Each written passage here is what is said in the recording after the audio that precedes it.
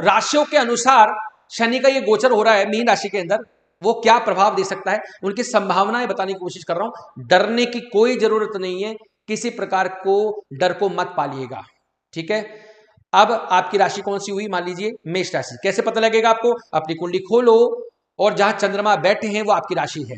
अगर 1 नंबर बैठे तो मेष राशि, 2 नंबर बैठे तो वृषभ राशि, 3 नंबर बैठे तो मिथुन राशि, 10 नंबर में बैठे चंद्रमा तो आपकी मकर राशि। तो अभी मैं लेके चल रहा हूं मेष राशि, यानी चंद्रमा 1 नंबर में बैठे होंगे, तो मैंने मेष राशि ली। अब चंद्रमा यहां पर आ गए तो कोई बात नहीं। शनि कुंभ से मीन में जा रहे हैं, धर्म की राशि है। कहां बैठे, कहां चले जा रहे हैं, 12वें भाव। 12वें भाव को हम क्या बोलते हैं, खर्चे का भाव, हॉस्पिटल का भाव। खर्चा, हॉस्पिटल, इन्वेस्टमेंट, एक्सपोर्ट, इंपोर्ट, है ना। और यहां से जा रहे हैं तो आपको बड़े भाई बहन फायदा दे सकते हैं, समाज फायदा दे सकता है आपको, ये मान के चलिएगा। आपको फायदा मिल सकता है, मैन्युफैक्चरिंग के एरिया में फायदा मिल सकता है आपको, विदेश से फायदा मिल सकता है, मित्रों से फायदा मिल सकता है। पर एक पक्की बात है, शनि गोचर कर रहे हैं खर्चे के भाव से, खर्चा भी बढ़ाएंगे। तो शनि की यहां प्रवृत्ति क्या रहेगी, क्योंकि शनि 1 नंबर में नीच के भी हो जाते हैं, आपको मालूम होगा। तो ज्यादा कोई दोस्ताना नहीं है यहां से। साढ़े साथी अलग लग रही है, साढ़े साथी का पहला चरण होगा।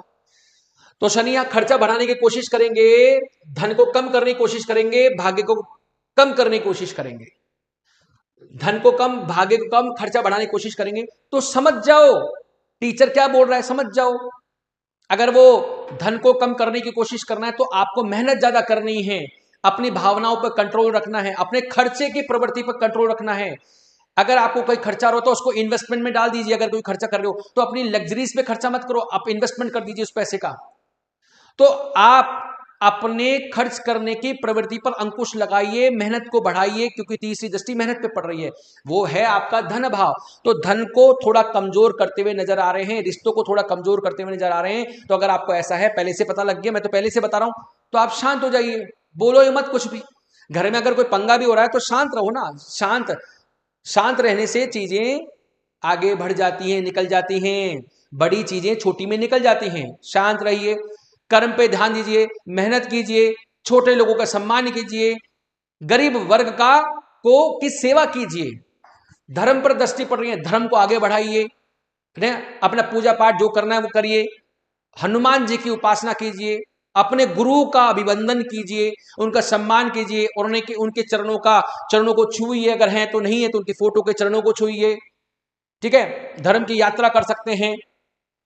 रोग पे दृष्टि पड़ रही है तो रोग का नाश करेंगे, रोग से टेंशन नहीं है। लेकिन फिर भी कौन कौन से रोग आ सकते हैं, पेट का रोग आ सकता है, आमाशय का रोग आ सकता है, आपका लीवर का रोग आ सकता है, आंखों की समस्या, क्योंकि आंखों की भाव से वो निकल रहे हैं, तो आंखों से रिलेटेड इश्यू क्रिएट हो सकते हैं। शनि की प्रवृत्ति धीरे धीरे चलने की होती है, पर चूंकि जिस तिथि को जा रहे हैं वो गलत तिथि है, मतलब गलत तो नहीं हो सकता लेकिन जा ही रहे हैं, तो उस दिन कुछ संयोग गलत बन रहे हैं। तो अपनी सेहत का ध्यान रखिए, मेहनत को बढ़ाइए, धर्म के रास्ते पे चलिए, खर्चे की प्रवृत्ति पर अंकुश लगाइए, गुरुओं का सम्मान कीजिए, हनुमान जी की उपासना, शिव जी की उपासना करते रहिए, कोई दिक्कत वाली, अपने माता पिता का सम्मान करो, सबसे बड़े तो ग्रह वही हैं आपके, समझिए मेरी बात। तो